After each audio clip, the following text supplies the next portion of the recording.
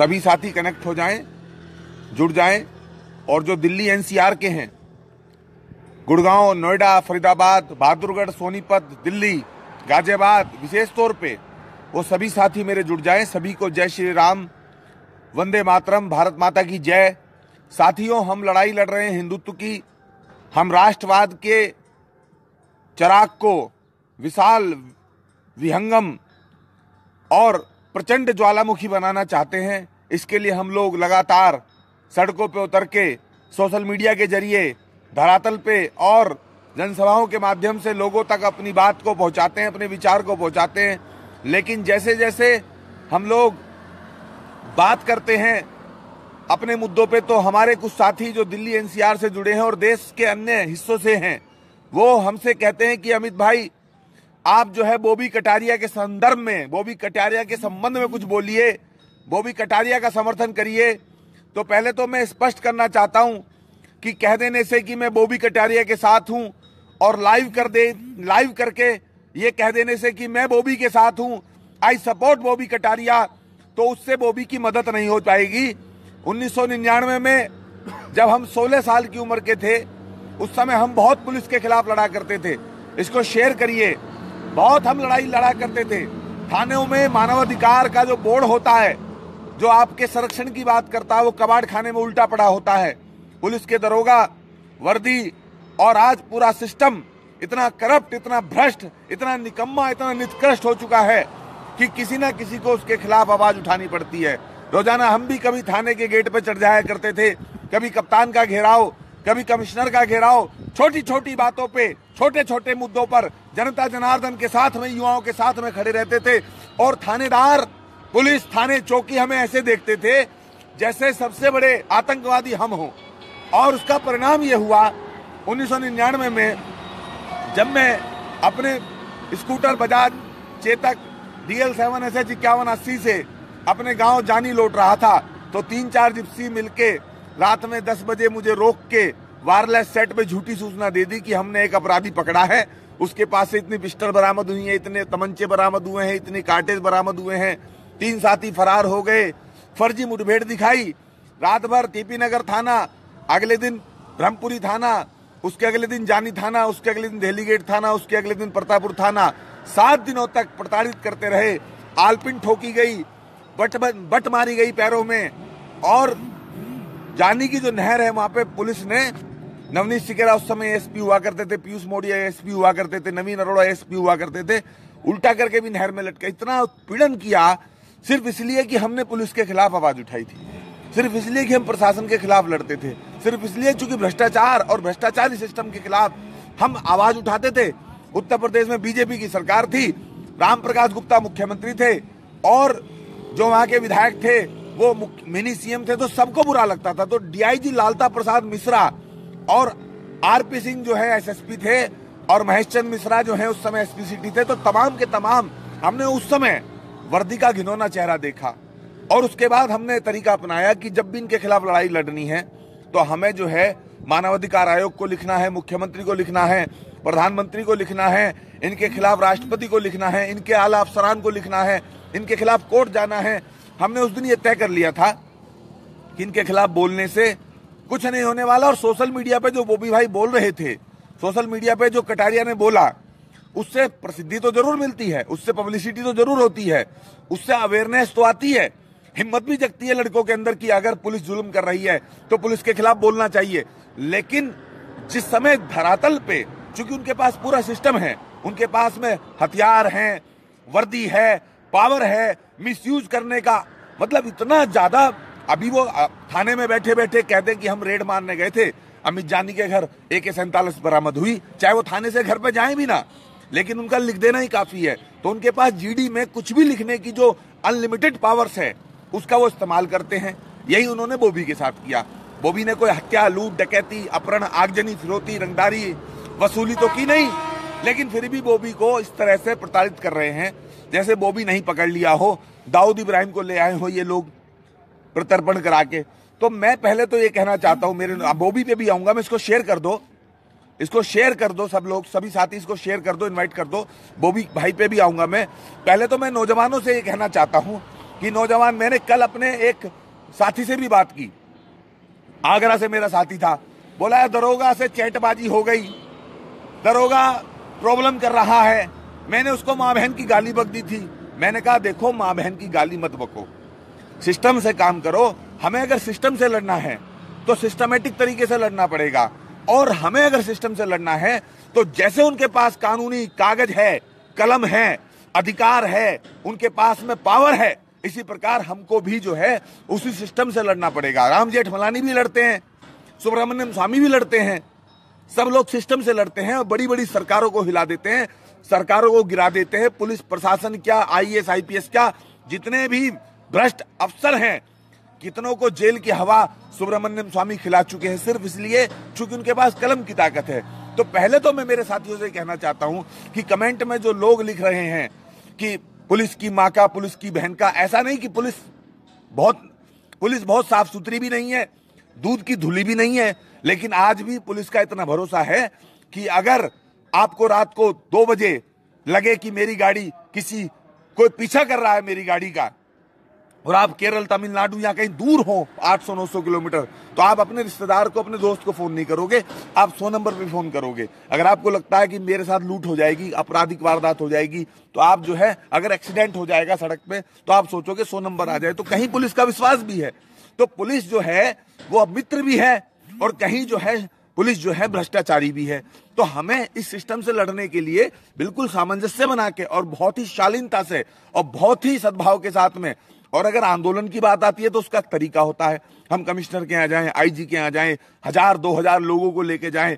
लेकिन जो इंटेंशन थी बॉबी कटारिया की, वो बॉबी कटारिया की इंटेंशन जो है वो गलत नहीं थी।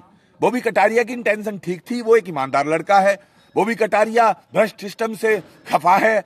बॉबी कटारिया चाहता है कि इस देश की पुलिस का सिस्टम बदले। वो चाहता है कि अगर कोई एफआईआर लेके कोई महिला, कोई पुरुष, कोई गरीब, कोई मजदूर थाने पहुंचे तो उसकी एप्लीकेशन को फाड़ के फेंक ना दिया जाए, बल्कि उसका मुकदमा दर्ज किया जाए, और चाहे कितना ही बड़ा आदमी हो, कितना ही बड़ा अपराधी हो, कितना ही बड़ा माफिया हो, कितना ही बड़ा डॉन हो, उसके विरुद्ध कार्रवाई की जाए।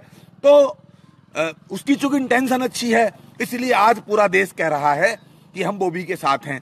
अब साथ हैं कहने से कुछ नहीं होगा। मैं कल गुड़गांव गया था, मुझे मालूम पड़ा कि गुड़गांव में बॉबी भौंसी जेल में है। सोहना रोड पे गुड़गांव से भौंसी पड़ता है।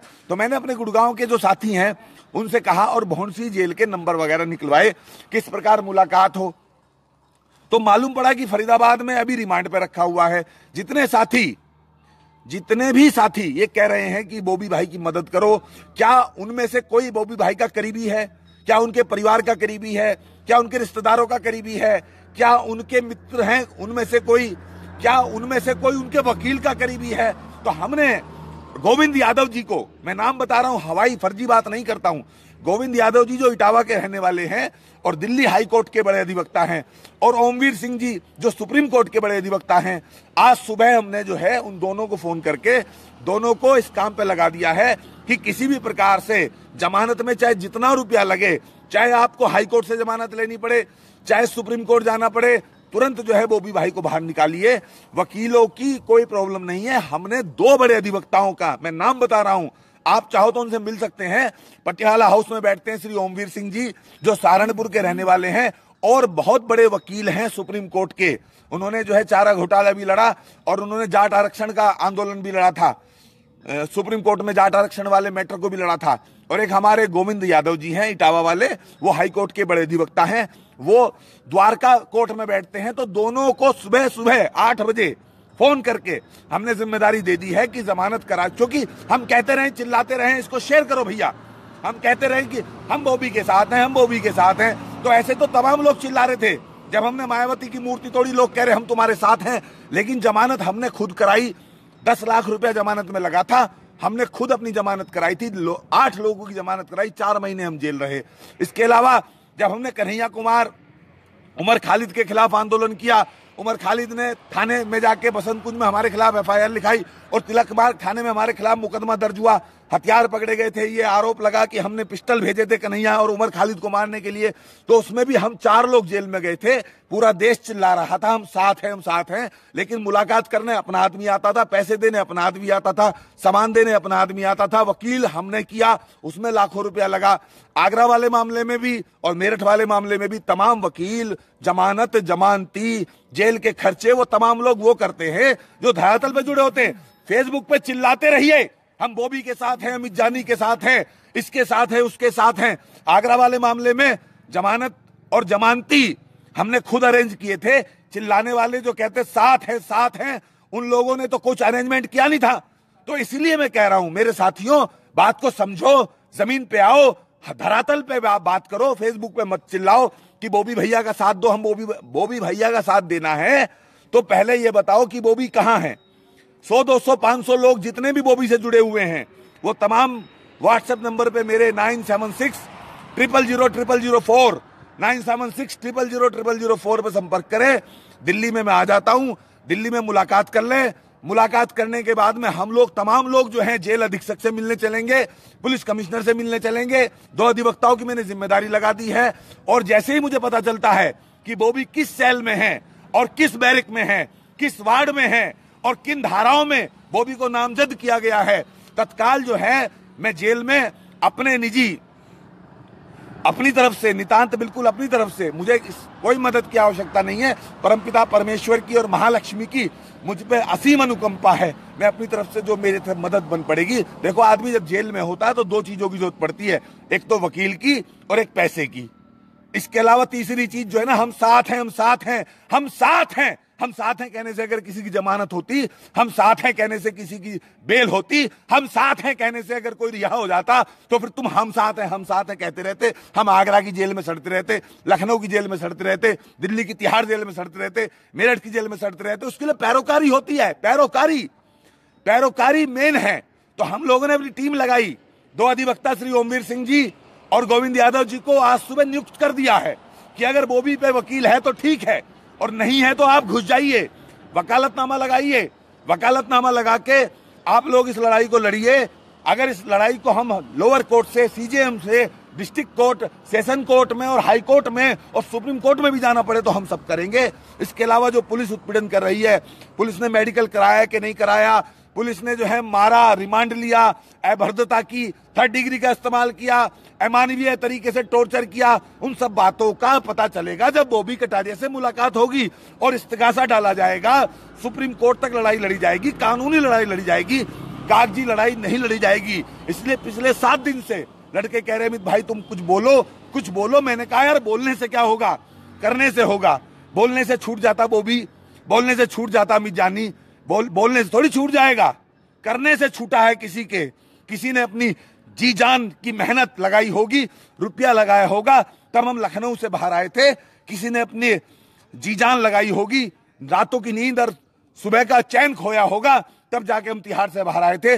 लगना पड़ेगा, ढूंढना पड़ेगा, तलाशना पड़ेगा, उन पुलिस अधिकारियों को चिन्हित करना पड़ेगा जिन लोगों ने बॉबी के साथ बदतमीजी की है।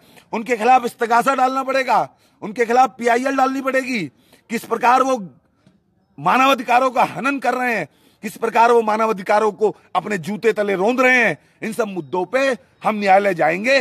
न्यायालय जाने के लिए वकीलों की आवश्यकता होती है। हमारे पास दिल्ली में बहुत वकील हैं, हमारी बड़ी टीम है। तो साथियों निश्चिंत रहो, आज से जिम्मेदारी मेरी है।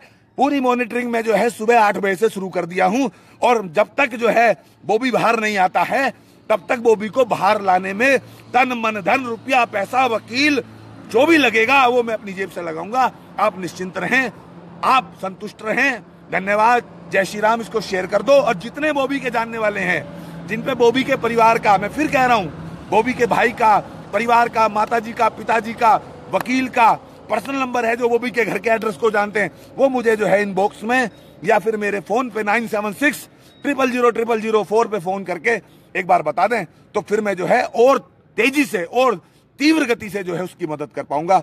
आपका बहुत बहुत धन्यवाद। ये प्यार प्रेम जो आपका अमित जानी जैसे भाइयों से, बॉबी जैसे भाइयों से बना हुआ है, इस प्यार प्रेम को बनाए रखिए।